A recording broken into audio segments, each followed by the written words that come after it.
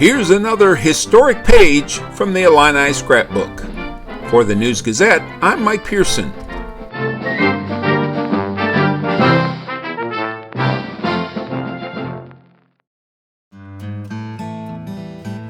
The name Kenneth Leon Wilson may not ring a bell with Big Ten historians, but his nickname, Tug, just might. You see, Fighting Illini alum Tug Wilson wasn't just one of the 120-year-old conference's finest athletes.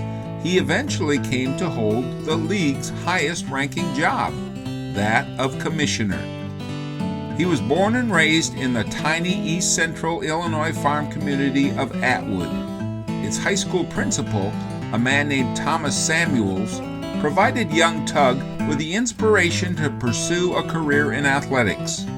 In 1912, Samuels had just returned from a tour of Europe, including Stockholm, Sweden, in order to see the 1912 Olympic Games.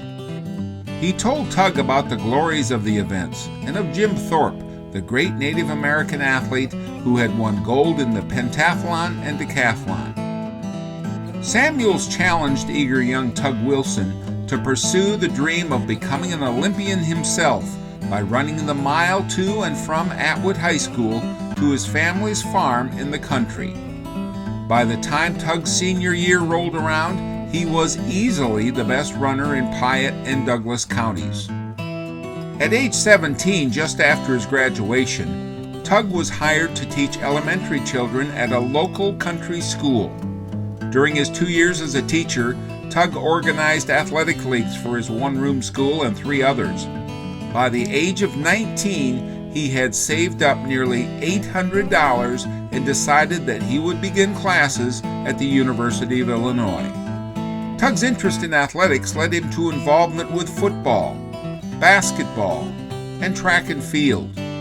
He had become especially skilled as a javelin thrower for Illini coach Harry Gill. At the Olympic trials at Harvard Stadium in Boston, Tug Wilson fulfilled his dream and earned a spot on the United States team. Though he didn't win a medal at the games in Antwerp, Belgium, Tug's career in athletics now was firmly in place. George Huff offered him a job on the Illini staff. Late in the spring of that first year, at the tender age of 24, Tug interviewed at Drake University and became its director of athletics. His handling of the famed Drake relays during his 5 years in Des Moines had gained him national notoriety, and in 1925, at just age 29, Northwestern University made Tug Wilson its athletic director. Downtrodden Northwestern had never won a single football, baseball, or track title, so Tug knew that leading the Wildcat program would be an uphill climb. During that first year, Northwestern's fortune got a big boost when Juggernaut, Michigan came to town. In a driving rain and snowstorm and the field covered with water, the Wildcats upset Fielding Yost's heavily favored Wolverines by a score of 3-2. That victory and a narrow defeat at the hands of Knute Rockne's powerful Notre Dame squad convinced Northwestern's administration to build Tug Wilson the new stadium that he had been campaigning for. Next time on the Illini Scrapbook, we'll continue the story about Tug Wilson and his appointment as commissioner of the Big Ten Conference.